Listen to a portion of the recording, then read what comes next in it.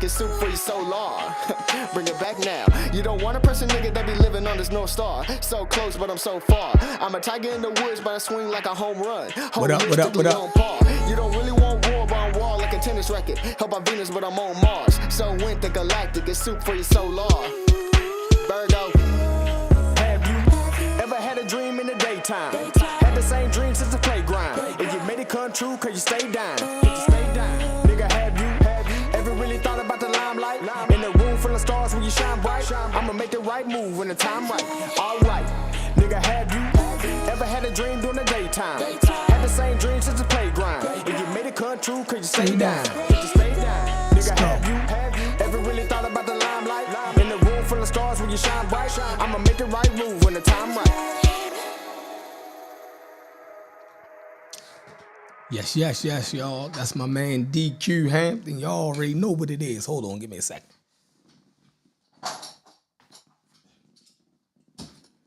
All right. Peace. DJ LR, what's up with you, big homie? Brother Mathis, what's up, man? Listen, we got a little crowd in here. It ain't too much, but we still gonna get it on. I've been trying to go live for the last couple days. Haven't been able to go live, it's Christmas time, you know what I mean? Me and Corey tried to do a live yesterday, couldn't get it done. So I had a couple hours, I gotta go to work in a couple hours. So I just said, let me just go ahead and just hit the live button, right? Because I think I have all of my equipment working right, finally, right? So I said, man, I gotta hit the live button just to test and see if everything is working properly, because start of the new year, I plan to go harder with the content. That's my New Year's resolution, to at least do 4 shows a week, right? That's my dedication. I wish I could do one every day, but I'm going to set the minimum to 4 shows a week that I have to do. All right, that is going into the new year. So I'm trying to get everything situated right. I'm actually going to do a new channel, y'all. Right? So look out for this. It's gonna have something to do with incorporating barbershop conversation, right? Because, most people know that I'm a barber. So they say, man, Chef talk like he's in the barbershop, right? These are the conversations, right? That you will have in the barbershop. They say, Chef really don't come with sources. He just boom, boom, boom. I just shoot from the hip. You dig what I'm saying? Because I'm a barber. This is how I interact. This is how I engage, right? But I try, this is my purpose, right? And I also teach, right? So even when I'm teaching at the cosmetology school, I got a class of over 30 students. What I try to tell them is, be mindful of the information that you spit in the barbershop, because everybody listens, right? So a lot of the misinformation that gets passed around in the Black community, a lot of it comes out of the barbershop, because that's where men actually are engaging in different conversations. So as a young child, you could sit around in the barbershop listening to the older get good information, or you could get bad information.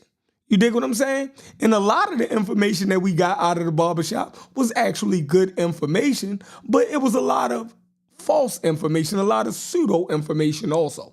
So I always tell my students to be mindful, you dig what I'm saying, of what the barber says in the barbershop, because the barber is the professional in the barbershop. People are actually looking to you, the barber, to pretty much make sense. Just think of a barber, right? Just not new school barbers. Think of the profession of barbers, right? When you think of barbers, right, you think of a guy dressed in professional clothing, right? A shirt and a tie. The barber's motto was a shirt and a tie, right? Always dressed nice, right? Well groomed, all right? And a newspaper. The barber always had a newspaper. This was one of the first things that a barber got in the morning, was a newspaper. And as he set up his station and opened up the shop, he would read the newspaper. So the barber was always kind of informed, right, about the world, at least in current events. Now, if you went further and did historical research, that was even better. But for the most part, the barber was the information hub of the community, right? And that's where everybody met to exchange, well, men met to exchange ideas, whether they was talking about politics, history, healthcare, sports. All of those things are discussed in the barbershop. So I tell my students, right, to be mindful of what the barber says in the barbershop, right? Because I've noticed that when I speak in the barbershop, my voice has a little bit more sway than other people. I dominate the conversations in there. I dominate, right? So I tell my students, right, and the first thing you have to teach them is you don't make no medical diagnosis. You have to, this is the number one thing that barbers, right, you have to teach new barbers, right, before they get their license, is we don't make no medical diagnosis. And we do not give medical advice. Do y'all get that? So anytime you hear a barber telling you to drink some sea moss or listen to Dr. Sebi, that barber is in breach of his license. We give absolutely zero medical advice. We're taught and under our license to refer clients to their physician. We make them aware of certain things, right? We make them aware that there's a lesion, there's an outgrowth, there's a discoloration. Now, in our book, it tells us what those things could be, but we are only taught those things so we'll know how to proceed with service, right? So it's telling us this could be melanoma, a different form of melanoma. If you see this type of discoloration, right, it could be squamous cell carcinoma. It could be basal cell carcinoma, or it could be malignant melanoma, right? These are all forms of skin cancer. We can only tell the client that there is discoloration and outgrowth, and that we advise you to see a physician. We don't make no diagnosis, right? We don't make no diagnosis. If we see lesions around the mouth, right? We refuse service. We say we cannot serve you until you go see a physician. So what I'm saying is this, that in the black community, you will have people say, man, it looked like, when I gave you the hot towel treatment, it seems as though you kind of lost a little bit of consciousness, like you slipped out of consciousness a little bit, right? So maybe you have high blood pressure. No, before your client sit in your chair, you ask them, do they have any conditions that I should know about that would hinder me giving you a service or certain services, right? Or will cause complications if I gave you certain services. And for the most part, if these people know their medical history, right, or whether they have illnesses or not, they'll tell you if they on high blood pressure medicine. So if you tell me you're on high blood pressure medicine, I know not to give you a hot towel. I know that could possibly give you a stroke, right? So when I know certain things about my clients, I know how to operate properly on them. But we should give no diagnosis. So when somebody come in the barbershop and start talking about they not taking vaccines, this, that, and the third, and they start spewing that information, that bad information in the barbershop, it's my job. I feel it's my job, right, to check those things and give proper information. And then if I cannot win the argument, right, I advise everybody in that shop to talk to a healthcare professional. Don't listen to me. Don't listen to none of these jokers. Talk to a healthcare professional. All right. So that's the thing. So, a conversation, one of my new show that I want to do, is I'm a change the background for this show, y'all. I think it's gonna be fire. I think I'm gonna be able to get into my element a little bit more. All right. I'm gonna put a barber pole back here. I don't even want to tell y'all how it's gonna look. I just want to set it up right for the new year, just for this new channel, right? And I think I could really, y'all could really see me and get what I'm all about if I do it that way, right? So all of the things that I talk about, history and all of these things, I'm able to have these conversations more fluid, because these conversations actually arise in the barbershop. And I always was a stickler for trying to correct misinformation, because it be young brothers in the barbershop. And I don't want them to go out of the barbershop with misinformation, right? So that's the vein that I approach a lot of these conversations with. And even if I don't have the correct information at the time, right, I try to lead you to get better information, right? So that's where I'm at, and that's my whole thing with interacting in the barbershop, y'all. Yep. So what's going on with everybody? I hope everybody enjoyed their holiday. So I can't wait for the new show, right? Can't wait for the new show that I'm gonna be doing the beginning of the year. I'm still trying to figure out a name for it, right? I'm gonna make the channel this evening when I get home, and I want everybody to go over and subscribe to it. But I really got to come up with a name for it, because there's already a brother who has a channel called Barbershop Conversations, and I love the name of that, right? So it wouldn't be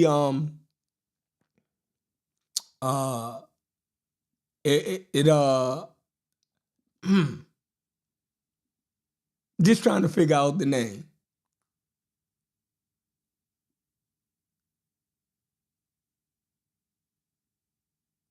No, what's up, Unbiased? I think that video that I showed is that I posted on your channel was from the 30s. We can pull it up in a minute though. Unbiased. I'm gonna go procure that video in a few seconds. I appreciate that, Unbiased. All right, Earl Holmes said, what's up, Earl? Earl says, what's up, Mongo Slave? Earl Holmes says, the first problem, you listening to a barber for info, and no disrespect for any barber. I agree, but no. Listen, we listen to all type of people. The fact that you come online and listen to these people online for info, right? You don't know what these people do for a living. You dig what I'm saying? But we still listen to them, right? So we didn't know we don't know what half of these people do for a living. Most of these people that come online and talk about these different topics and issues, that's not what they do for a living, this conversations and stuff that they talk about, right? Most of us have regular jobs or have different professions outside of the conversations that we talk about online anyway, right? So, you don't have regular conversations with your family, right? And exchange information with them about different subjects and topics that, they're not professionals in.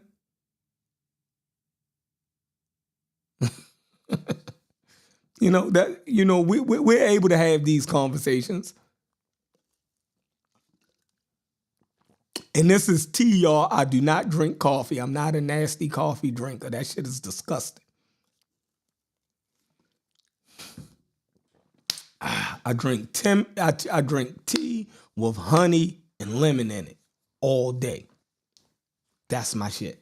People be thinking it be coffee. You know what I mean? My clients come in the shop like, Shay, I'm about to run to the store.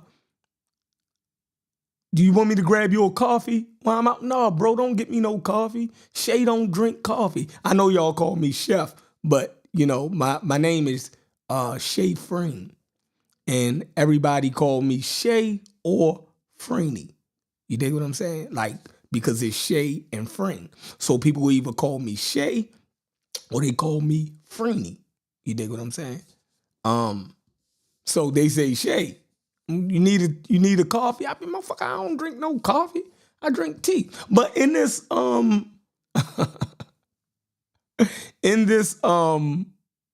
this new channel, I'm going to talk about all of this. Y'all will get to see it, right? I think it's going to be dope. All right, and we got to get this channel to 1,000 subscribers, right? I know I've been lunching, right?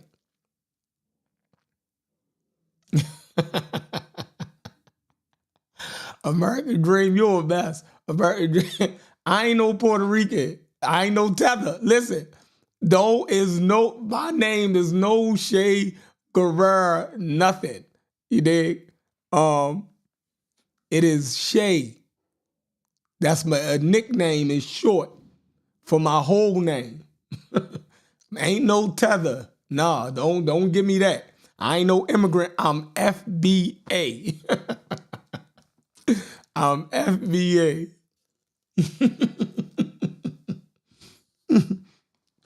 American Dream. Bias looking for you anyway, man. You ran out on the stream.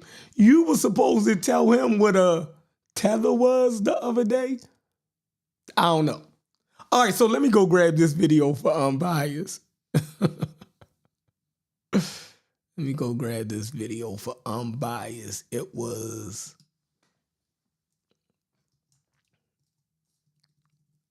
I had put it in your stream, Unbiased.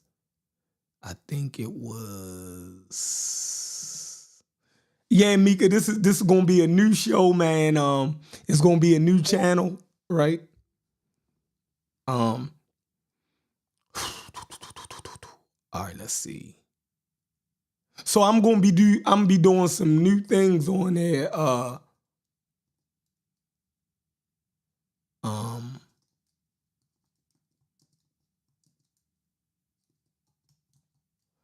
gonna be doing some different things on there. I'm gonna be having regular conversations. I'm also I'm gonna give out some barber information. I think that'll be dope too, right?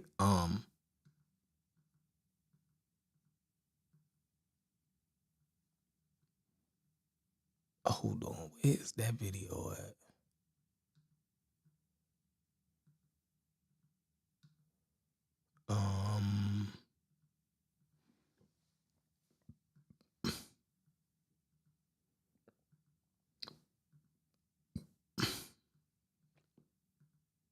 Now I can't find the video. Hold on. Let me go to my history.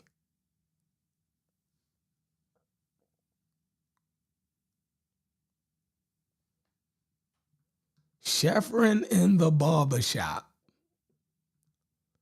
Sheffrin in the barbershop chilling. Yeah, Unbiased. It says the earliest known recorded footage of breakdancing from the late 1930s. The music I added to the dancing is Koki by Tribe, by Original Mills Brothers music here. Okay, so it was the Mills Brothers, Unbiased. So let's look up the Mills Brothers, right? It was the Mills Brothers Caravan. All right. Now the music that was played over top of it, somebody added the music later. So let's look at the video. Let's grab this video, y'all. Hold on, wait a minute. Let me put some pimping in it. Hold on. So let's go to boom. No, I'm not gonna do it like that. Let's do it like this. We're gonna do it like this. Let's do it like that. Let's see how it turned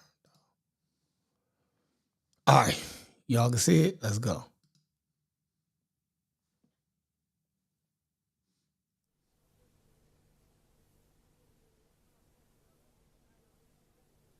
Look here, children. Now how come? This here barbecue looks so glum. Speak up, sister. You ain't dumb. How come? How come? How come? How come? We were dancing for the cup, but the band done stood us up. No jive and no jumping? Well, I guess this calls for something. All right, this music was added, y'all. This is not the original music.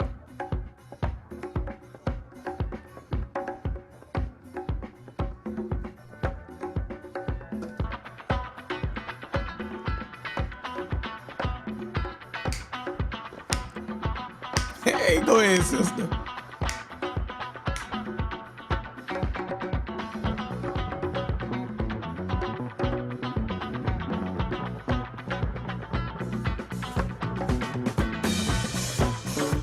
Okay.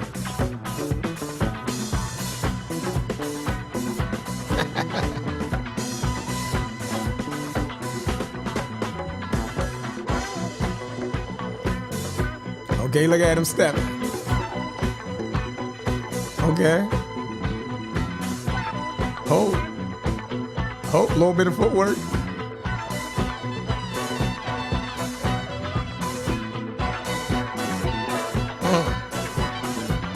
A bit mama.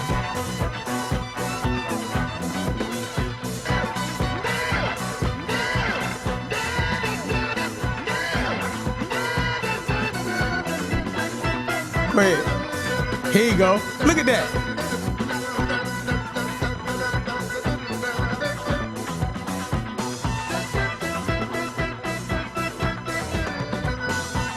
Wow.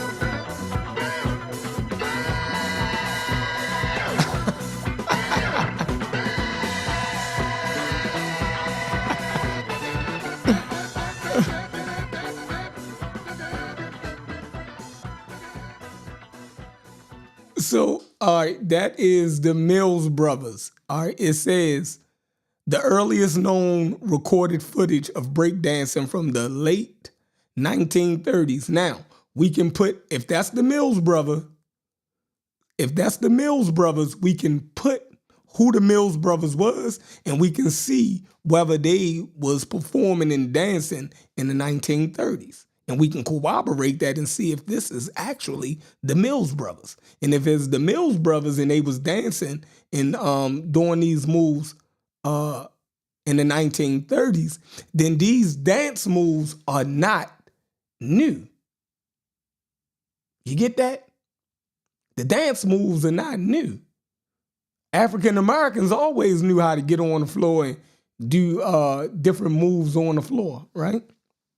Now, are we saying that the African Americans of the 1970s knew anything about this?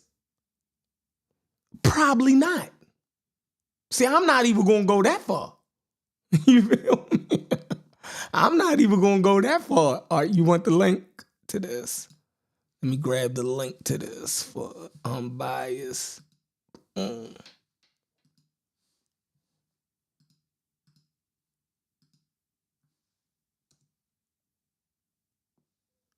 There go that link, unbiased, right there. All right, let me get back to this.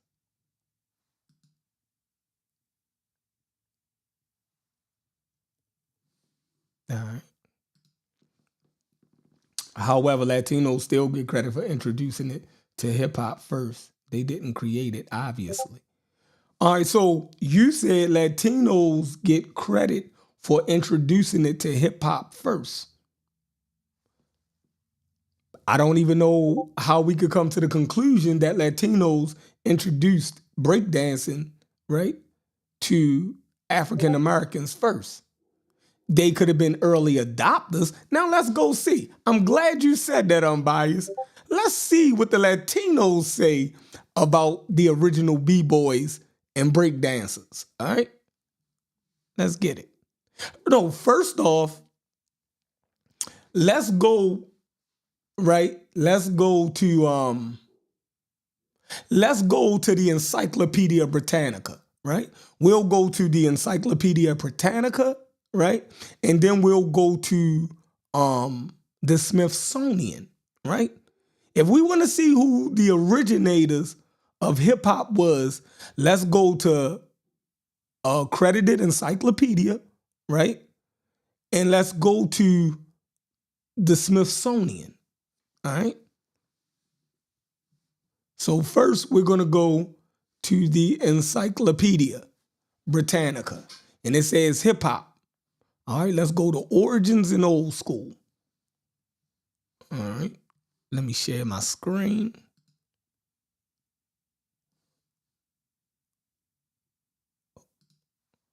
Let me share my screen. Can y'all see that? Okay, here we go. All right. Should I put myself up here? Let me get myself a camera. Let me get myself a camera, y'all. I'm sorry. Hold on. I don't want this camera. Let's switch to my... Okay, that's better. Let's get myself over here so y'all can make sure I ain't pulling no fast one on y'all. All right, let's go to Encyclopedia Britannica. Here we go.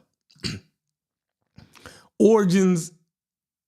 All right, this is hip hop, right? Hip hop. Origins and the old school.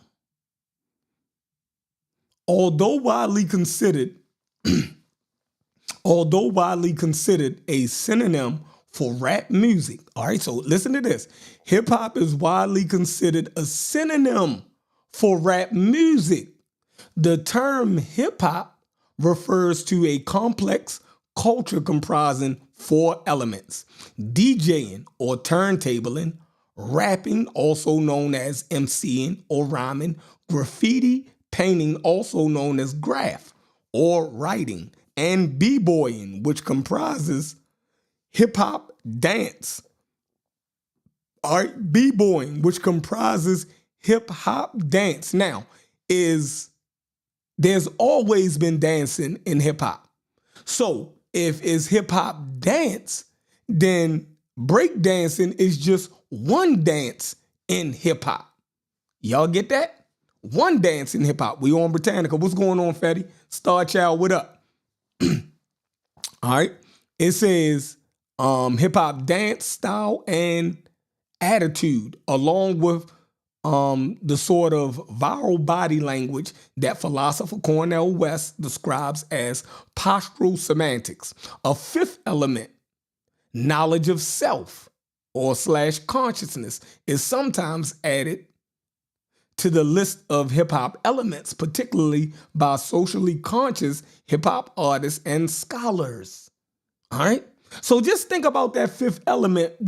It truly lets you know that hip-hop is originally a black thing.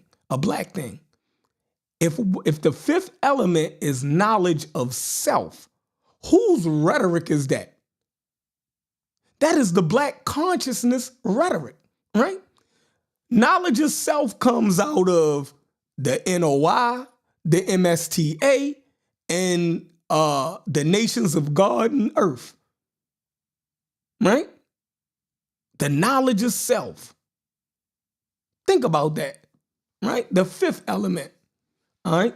Hip-hop originated in the predominantly African-American, economically depressed South Bronx section of New York City in the late 1970s.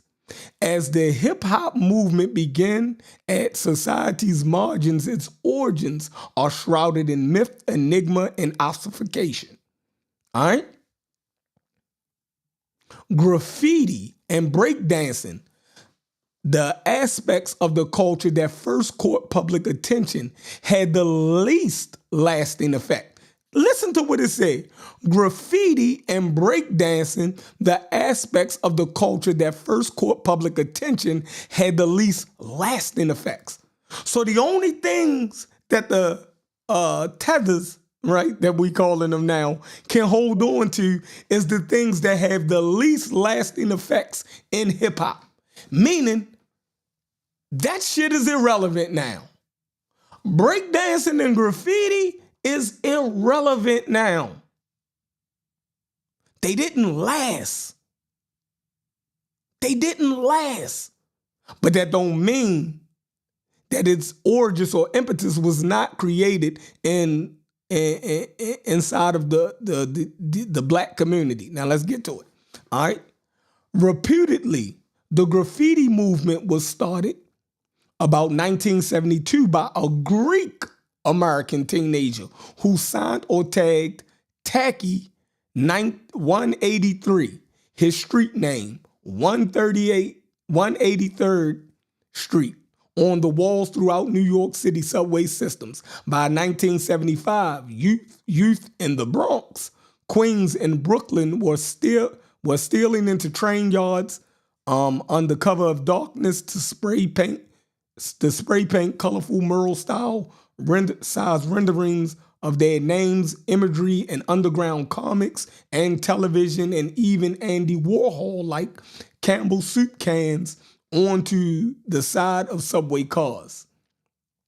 Soon, influential art dealers in the United States, Europe, and Japan were displaying graffiti in major galleries.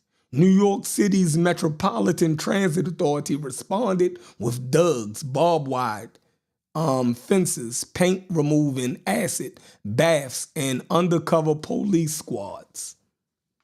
All right.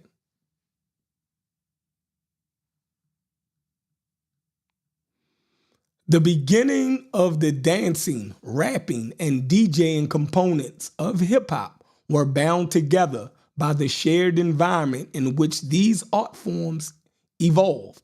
The first major hip-hop DJ was DJ Kool Herc, Clive Campbell, an 18-year-old immigrant who introduced the huge sound systems of his native Jamaica to inner-city parties.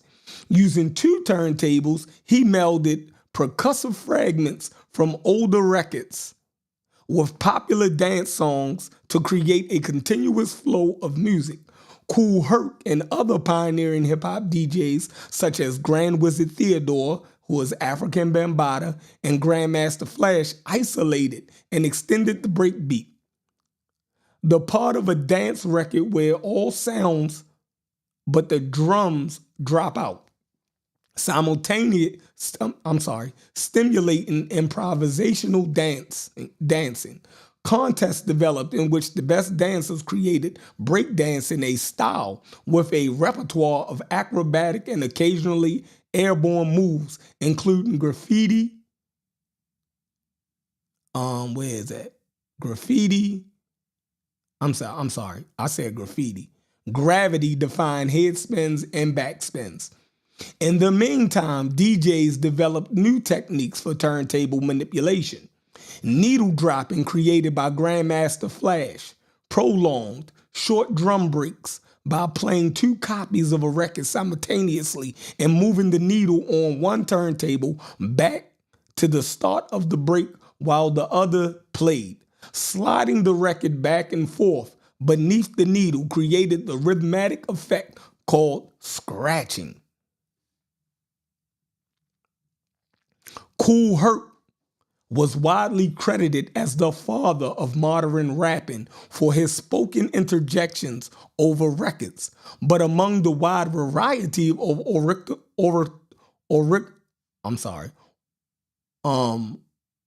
oratorical precedents cited for emceeing are the epic histories of West African griots, talking blues, jailhouse toasts, long rhyming poems recounting outlandish deeds and misdeeds, and the ritualized word game based on exchanging insults, usually about members of the opponent's family.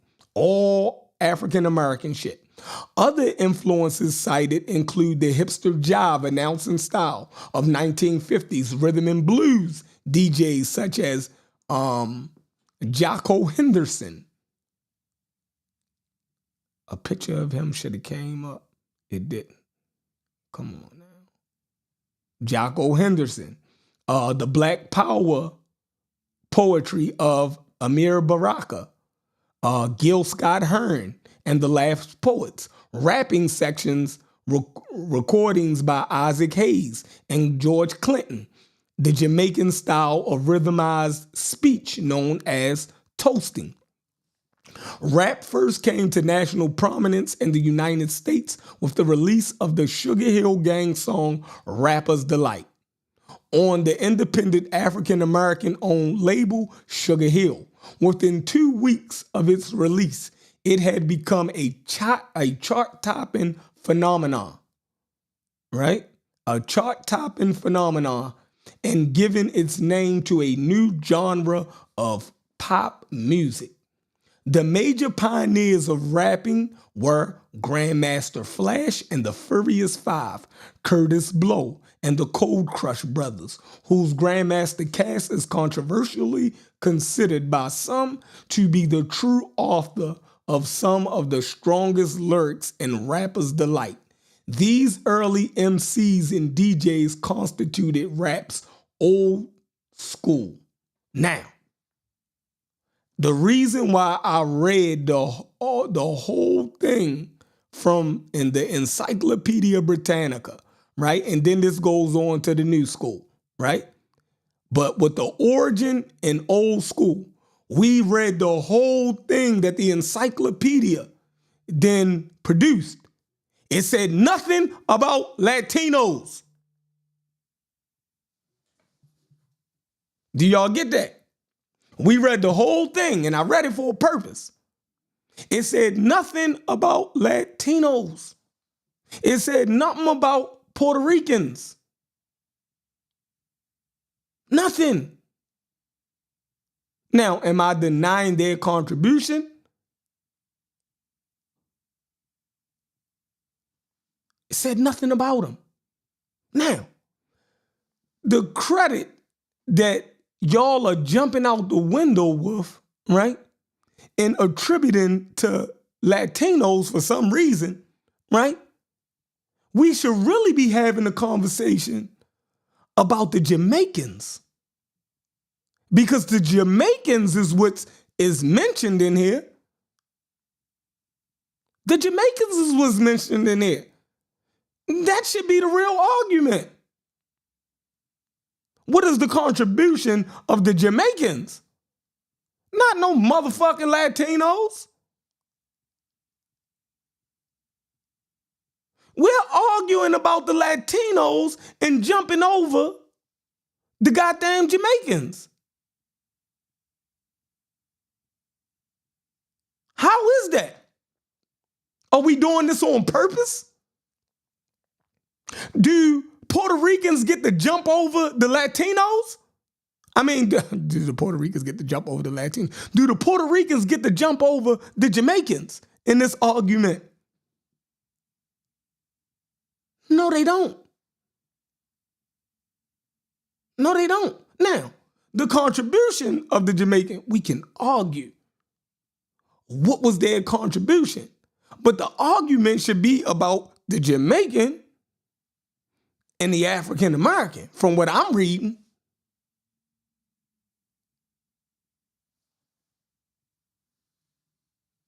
You feel me? So let's look at it. All right, so let's go back to the Puerto Ricans. All right, let's go Kid Capri. Let's see what Kid Capri got to say.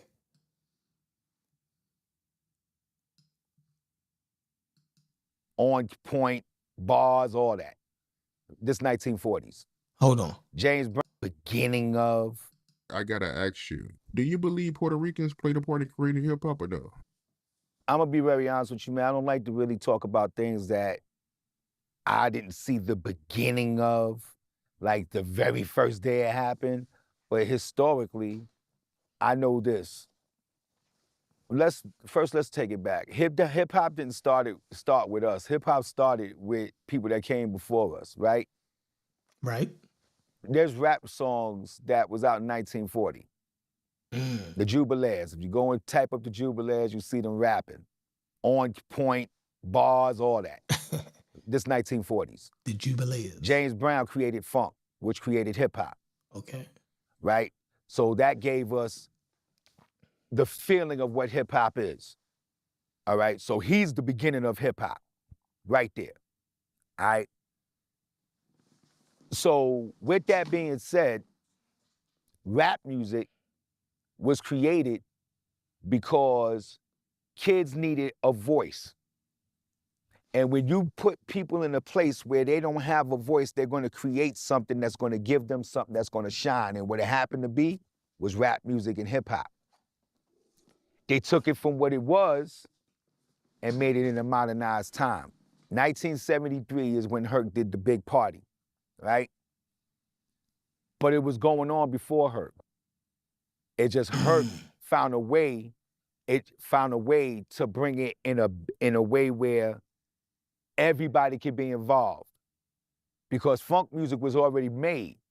Funk music was made by James, right? 67, 68. So it was there. Herc took those records and brought it to the forefront. So that's why he's so iconic. You see what I'm saying? But those records were there.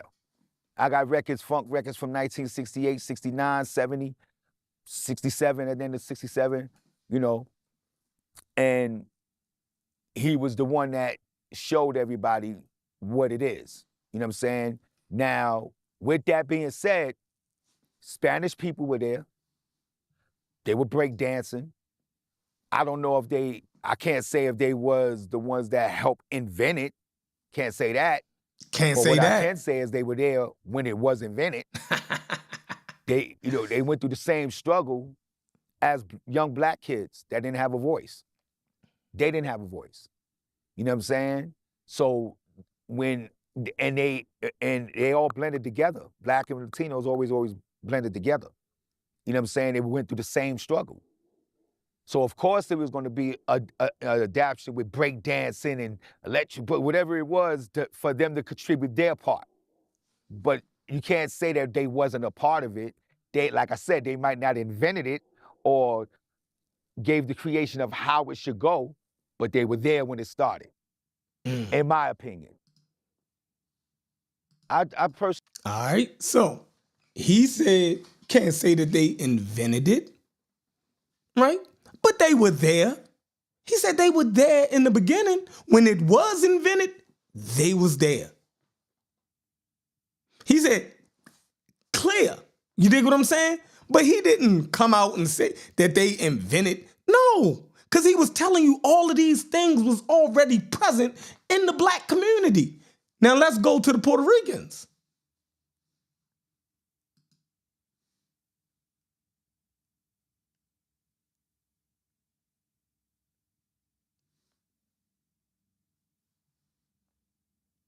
Here we go. That were considered underground. And to Kool Herc brought everything out into the open.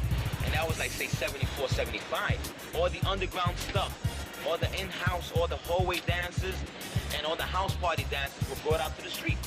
And the more they took it to the street, the more nationalities got involved in it. You know, Ooh, did you hear what he said? He said that it was in-house, right? It was in-house, right? These were in-house parties. And the more they took it out to the streets, that's when other nationalities got involved. Listen to the Puerto Ricans, y'all. I'ma rewind it. Say 74, 75. All the underground stuff, all the in-house, all the hallway dances, and all the house party dances were brought out to the street. And the more they took it to the street, the more nationalities got involved in it. You know, it was no longer an Afro-American thing. The Hispanic took to the dance. Afro-American got involved in it. They took it to the street, the more nationalities got involved in it. You know, it was no longer an Afro-American thing. He said the more they took it out to the streets, did y'all hear that? He said the more nationalities got involved, and it was no longer an Afro-American thing. Do y'all understand English? The Puerto Ricans said that it was first in-house. The more they took it out into the streets, more nationalities got involved. And it was no longer just an Afro-American thing. Here we go. The Hispanic took to the dance. The Hispanic took to the dance. I know for a fact that when I went to some parts, it was rare to see a Puerto Rican dancer breaking. And when they did, it was like, oh shit, check out the Puerto Rican b-boy, you know? A lot of people used to call it like, yo, you know, like the Latinos, you know, Moreno means black, you know, they be like, yo, that's that Moreno style, you know, and that's the original style of b-boy. Dope. Ooh, did y'all hear Crazy Legs? They always talking about Crazy Legs. Crazy Legs, the first dude said that look at the Puerto, they would go and they would see Puerto Ricans doing it. And they said, boom, look at the Puerto Rican b-boys, meaning it was an oddity, meaning they was dancing like black people. And then Crazy Legs just said the original style of b-boying was the Moreno style. Moreno mean black. Let's listen to him again. Crazy Legs. Yo, you know, like the Latinos, you know, Moreno means black, you know, they be like, yo, that's that Moreno style, you know, and that's the original style of b-boy. Dope black kids. That's the original style of b-boy. The greatest breakdancer is telling you right there that the Moreno style is the original style of breakdancing. Now, whether we kept doing it or not is irrelevant.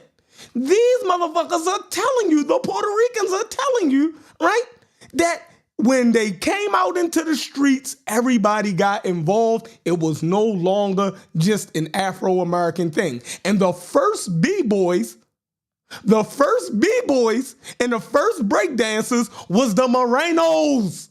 Let's continue. Invented breaking as we know it. Hold on, listen to the reporter. Invented breaking. Who he said? You know, and that's Watch who he say who invented breaking first. Listen. the original style of b-boy.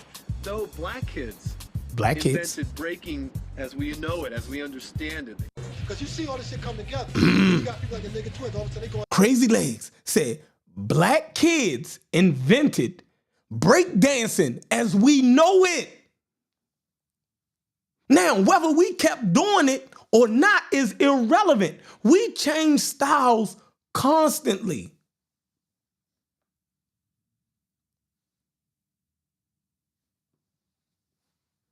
Hey, bro, this ain't me talking. These are New York people talking. These are New York people words. I didn't make this video. I'm playing the video of what they saying. I didn't write the Britannica article.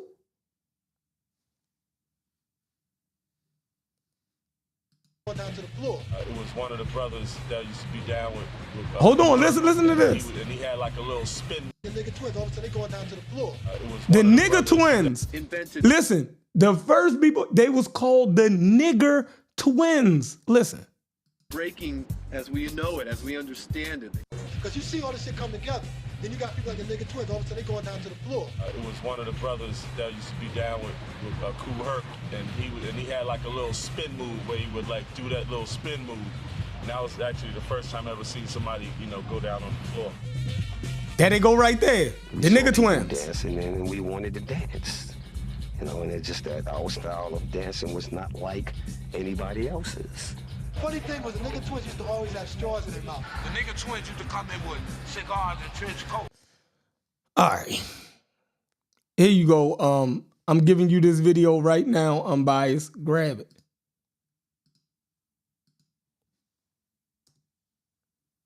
Boom. There you go.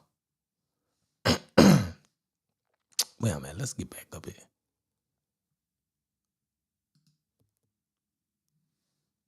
Let's get back up here. Boom.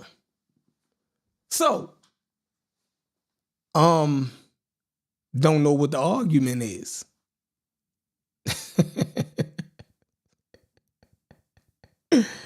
Oh my God. Don't know what the argument is, right? What y'all in here talking about? They in here beefing? This should not be a beef thread right here, man. We all on here getting along. We all on here getting along.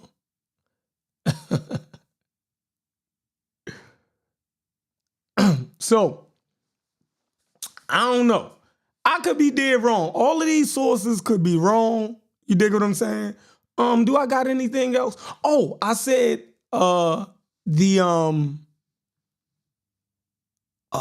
I'm at. I think I got the Smithsonian. All right. The Smithsonian. Let's see what the Smithsonian got to say about hip hop. Did I lose that link? Come on, bro. Is it hip hop history?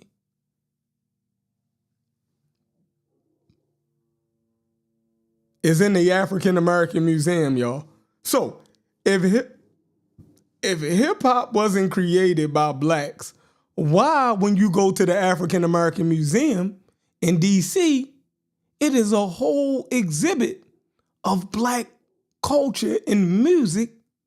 And when you move to the 21st century, why is the biggest showcase of hip hop as an African American goddamn art form?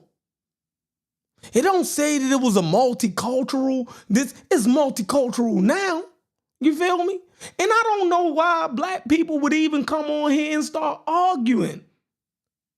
You dig what I'm saying about them getting credit for something that they created?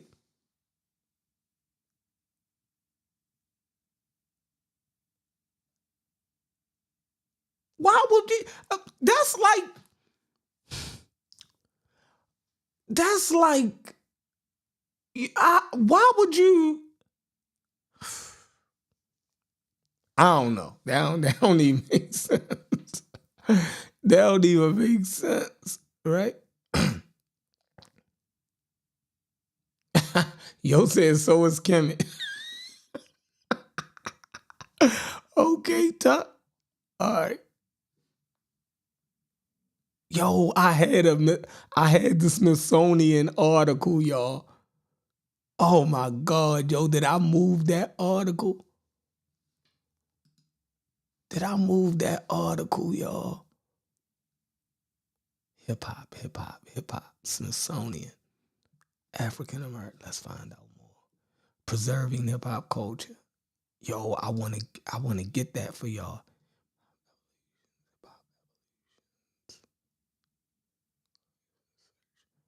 All right.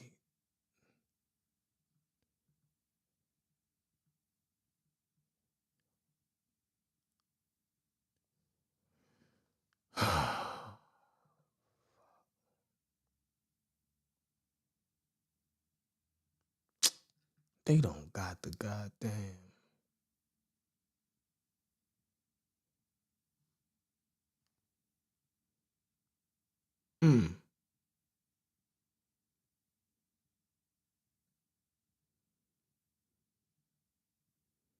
I lost that damn. I would have to look for it.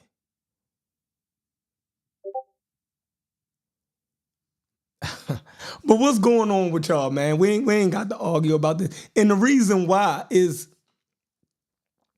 me and Corey was talking the other day, and, like Britannica said, graffiti and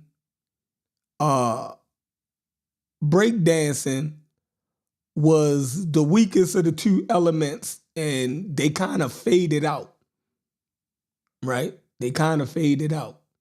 But that don't mean that the art didn't continue in hip hop as far as different art styles. If you look at the hip hop, even the when you see the Latinos or the Puerto Ricans on TV, they still dressing like the late 70s, early 80s, right? When they do their break, they still wear the Adidas tracksuit sometimes to give homage to that. And you can see how African Americans, right, it kept evolving, right? We didn't stay wearing the same things. The style changed. The evolution of hip hop has went to the originators. These people are still breakdancing. They're not innovating. The creators are innovating. The creators kept the art form alive. The creators. I made a point.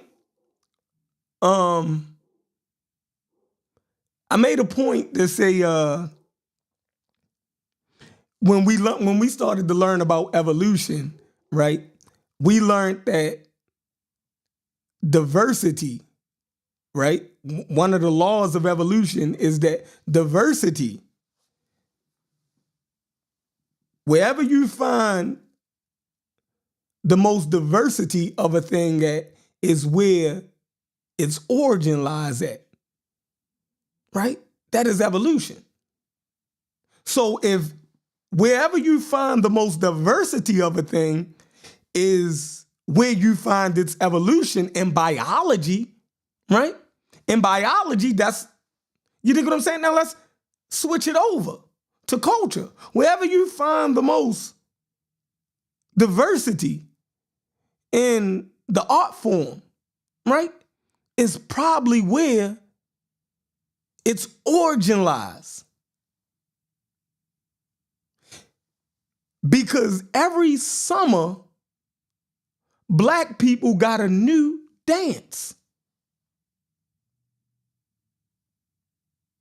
We'll leave a dance, right? We'll leave a dance in one summer. One dance that we doing this summer, the next dance we doing another summer. It changes. One style of rap we listening to this summer, the next summer is a new style of rap that's hot. We always switching. We always switching. So if they're telling you that it started with blacks and breakdancing, and then you're looking confused like blacks don't even breakdance like that no more. Yeah, because we got a million other dances that we done came up with since breakdancing. We ain't just get hooked on that. They still hooked on it. They still hooked on it. Innovation comes with the inventor. Say that again. Innovation comes with the inventor in this case.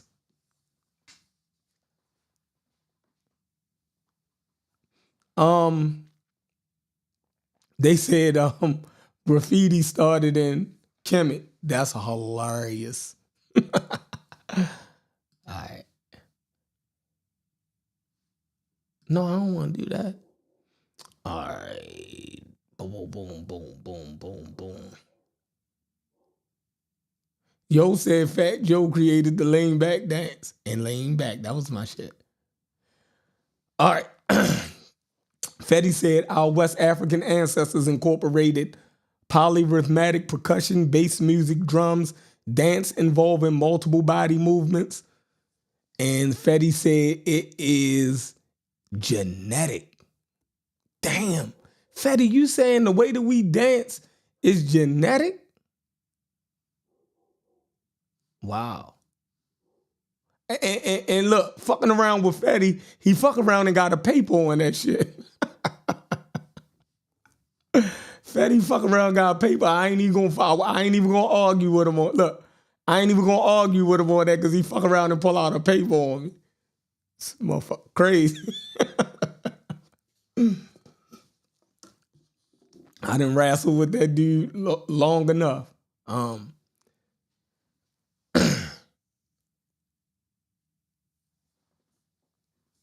right, he said, not gonna win picking on Fat Joe in NYC. The South gonna feel like this is Civil War too. Laugh out loud, taking another L. What? Bro, see, Shy Shiesty, do you know it's New York rappers who got a beef with Fat Joe? People in New York is disagreeing with Fat Joe, bro. We just reporting on it. We just reporting on it.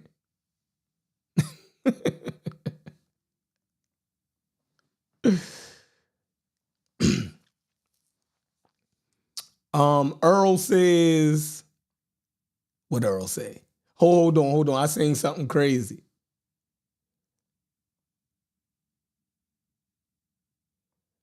Shakir said that they have West African music in Morocco called Nawa.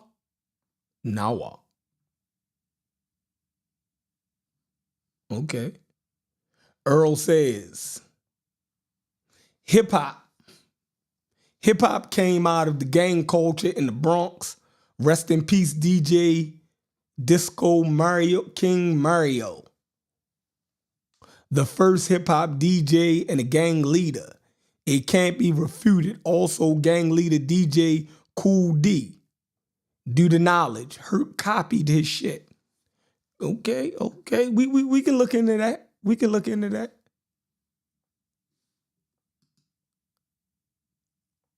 Man, listen. Join the Discord.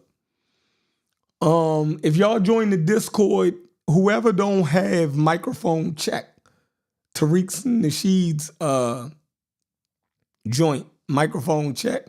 Whoever don't have it, we can pick a day where I can play it. I purchased the copy.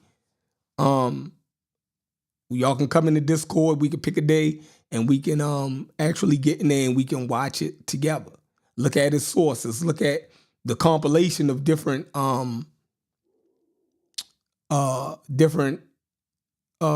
hip hop icons who gave their perspective on hip hop and the origins of hip hop.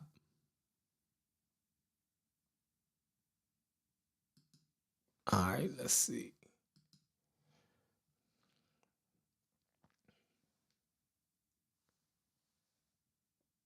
All right.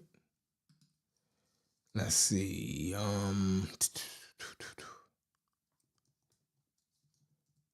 Hold on, give me a second.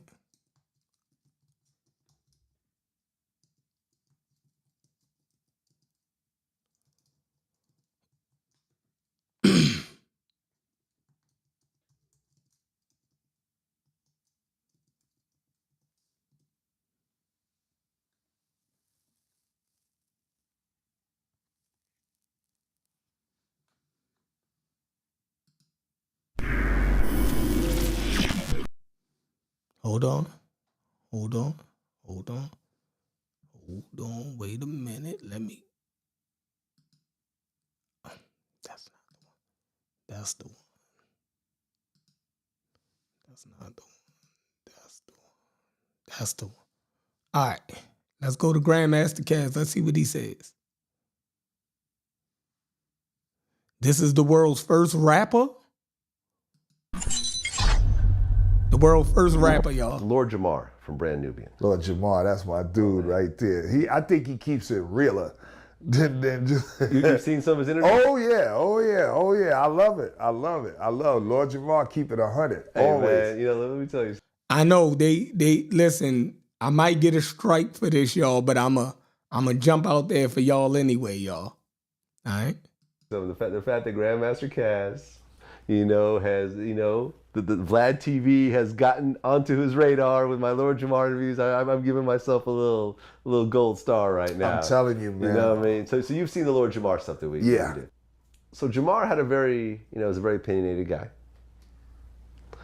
And he raised a lot of eyebrows. He raised a lot of eyebrows. That white rappers are guests in the house of hip hop. White rappers are guests in the house of hip hop. Have you seen this interview, by the way? No, I don't remember hearing him say that, but that sounds like him. If Grandmaster Caz is the first rapper and was rapping back in the mid-70s, this brother look good for his fucking age, that's crazy. I seen a video and picture of him with like a Jerry curl on the mic like back in the 70s. If that's the same brother, Jesus. You know, and he's not saying that they're not welcome in the house. No, or but anything like they that, are but he guests. says, you know, that hip hop is a black art form, and if you're a white rapper, you are a guest in the house of hip hop. And this has sparked a lot of back and forth with a lot of different. Yo, I swear, I'm about to put up a picture. I gotta go too, y'all. I gotta put up a picture. I gotta put up a picture of this guy back in the 70s. In the mid 70s, they got pictures of yo holding the mic, rapping, yo. And if this is the same guy, wow. This motherfucker he looked the same. Black and white rappers. You know, some who agree, some who disagree, and, you know, it's caused some, you know, Jamar to go back and, you know, address some of these people and so forth. You know, from the world's first rapper, how do you feel about this statement? All right, they said he's the world's first rapper. All right, I don't know, but that's what they saying. Let's go. I think anybody that got involved into hip hop later on in the game are guests of hip hop. And whoever existed, whatever hip hop is or was when it started, that's what hip hop is. And if you decide to get down with it or become part of it later on, you're a guest. I don't care what color you are. He said, if you decided to get down with it later, you're a guest. I don't care what color you are. White, black, orange, Latino, it doesn't matter. White, black, orange, Latino, I don't care what color you are. Latinos weren't involved in hip hop directly that much in the early days of hip hop. They weren't. One or two. Okay. One or two. My partner, Disco. What he said, wasn't involved in hip hop in the early part, right? So one or two. And this is the first rapper. Is my first DJ partner in hip hop. He used to beat up people in the street for telling them, why you hanging with them niggas? So he's saying that Puerto Ricans didn't accept that shit. And when they would see Puerto Ricans hanging with black people, them Puerto Ricans was approaching them Puerto Ricans for being with black kids doing that black shit. And he said his partner, you feel me, had to go and he had to start knocking out Puerto Ricans because Puerto Ricans was trying to get in their shit for even doing the black thing. Fuck out of here. I got to go, y'all. That's Grandmaster Cass. I gotta find the video of this. This motherfucker, look, man, he was rapping back in the, yo, look at this brother, man. That's crazy he looked like that. Oh, man. Yeah, he on something. He on something. He on something. All right, y'all, I got to go. What's up, Tika? I know they'll flag me, so I'm gonna get off that video. He did say knock it out. Hold on, let me play the whole thing since you think I'm capping. Yo think I'm capping. Now I sound like the young boys now, capping. What the fuck? Why you hanging with Moreno? Well, he was what, Puerto Rican? He was Puerto Rican, half Cuban. Okay. And we were together every day, like brothers, you know what I mean? Dressed, everything, you know what I mean? And he would always catch flack from Puerto Ricans for being with me, you know what I mean? And he'd knock them the fuck out, you know what I mean? Tuck, stop playing with me, Tuck. He'd knock him the fuck out. Puerto Ricans would approach him for being with black dudes doing that black shit, and he would knock him the fuck out.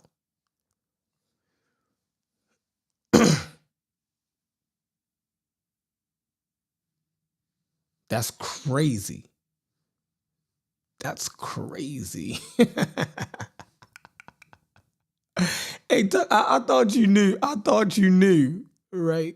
To not, fuck with me. Like, that's crazy. That's crazy. Yeah, man. Hold on.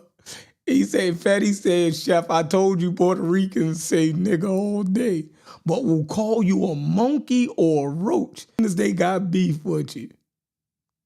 Damn. That's racist as hell. So that's the point. So Fatty, I'm glad you said that. So Fatty, I don't know what happened. Something happened. Yeah, I think they fucking with me for playing that video, yo. They fucking with my stream. That's crazy. So hold on. Fetty says, yeah, that's crazy. They fucking with me. We'll never play another Vlad video again. We got to find out a way to play your videos without, because he got a lot of good content, y'all. I ain't gonna lie. Vlad got some fucking work. It says, Chef, I told you, certain Puerto Ricans say nigga all day, but will call you a monkey or a roach as soon as they got beef with you. So, if these people can turn around and call you a monkey or a roach, then they shouldn't be allowed to use the word nigga at all. That's the point.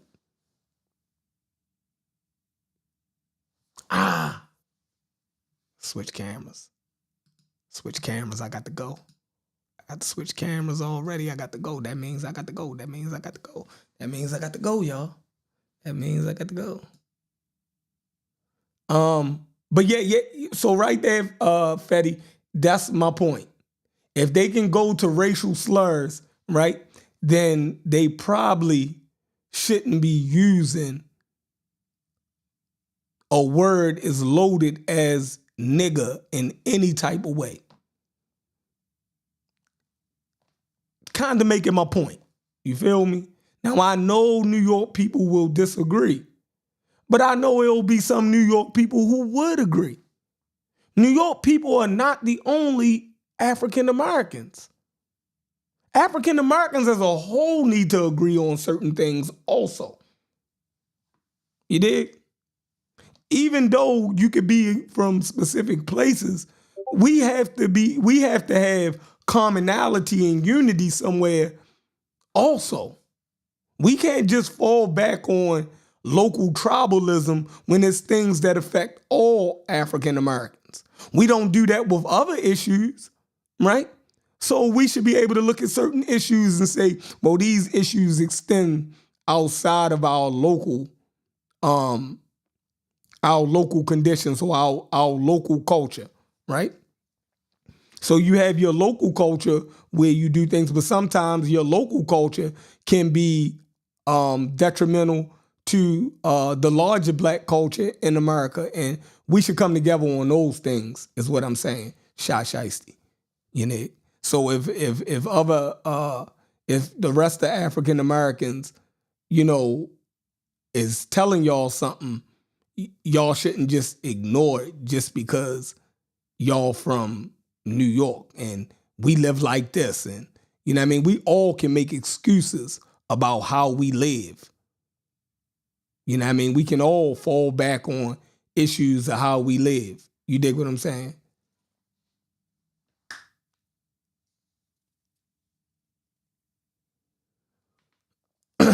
I agree. That's what I'm saying. So that's what I'm saying. If some black people in New York have an issue with it, right? Then y'all should take that into consideration, Shiesty. You should never put your personal thing, how you feel, right? Or what is acceptable to you over how the rest of your family feel, right? Think about that.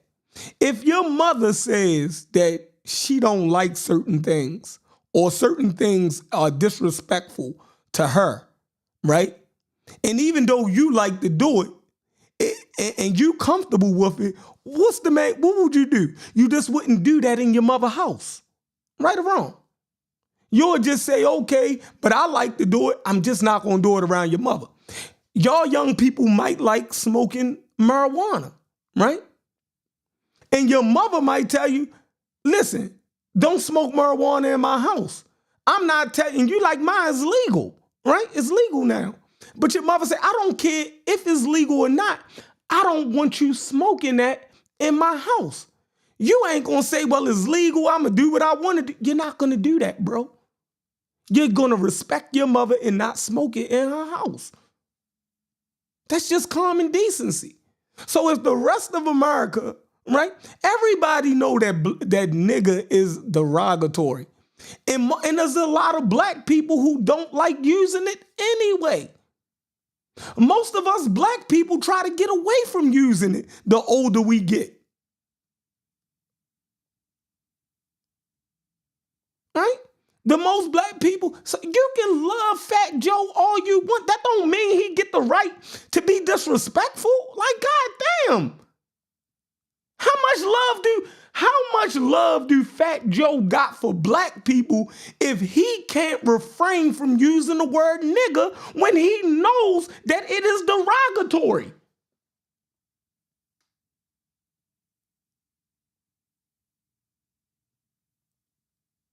That shows how much respect you got for a person or people. So that's like saying these black people right here let me say nigga, but I know overall nigga is derogatory and offensive. But if these three black people right here say that I can say it, I'm going to say fuck the rest of black people in America and keep using it because these three black people right here saying that they don't have a problem with it. That means you don't respect black people. That's what that means. Because if one Puerto Rican tell me he got an issue with something that I'm saying derogatory, that I know is a derogatory word, right? Or something that can offend Puerto Ricans, I'm not going to use it. Even though I got Puerto Rican homeboys that tell me, yeah, yo, I don't care if you use it. If I know that what I'm saying could be taken offensive to the rest of them, I'm not going to do it. So I ain't listening to you, Shy Shiesty, right? You do whatever you want to do. I'm saying this is a Fat Joe issue. This is a Fat Joe issue. So how are we the only people who know how to be respectful? So we got more respect for other people than they have for us.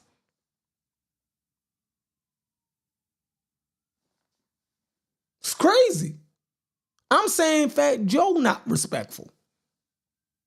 Y'all can do whatever y'all want to do. Y'all do whatever y'all want to do.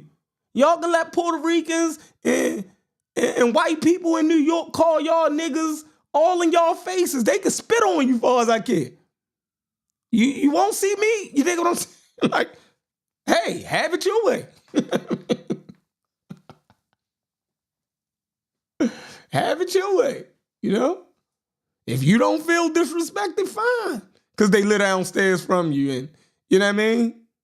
So now, because they live downstairs from you and you know what I mean, eat chicken wings with you, you know what I mean? And they live in poor conditions with you and you sleep with some of their women, now they can use the word nigga.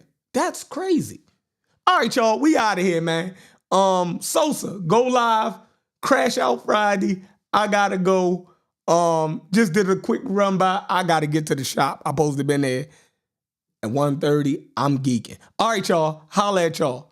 Like the show, come back, watch it, leave comments after the show. Tell me where I fucked up at. You dig what I'm saying? Everything. I appreciate all y'all. And if y'all not subscribed, please subscribe. And know that new show is coming. The new show is coming. I got to get the name together. When the show ends, y'all can leave different names that y'all came up with for the new show about, you know, barbershop conversations that I'm going to do, right? Leave me some different names. We're going to start the new channel and we're going to get that popping. You know what I mean? You mean? We out.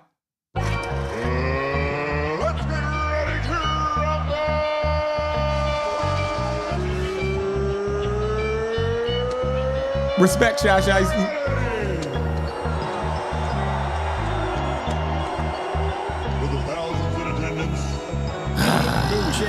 Let's go. Around the world. Pull up the seat and pull out your shot glass. Card deliveries for the podcast. Try media for the broadcast. Straight up balling out on they fraud ass. The coalition of bitches, they talk trash. On the mission to fit in your soft ass. Rolling green.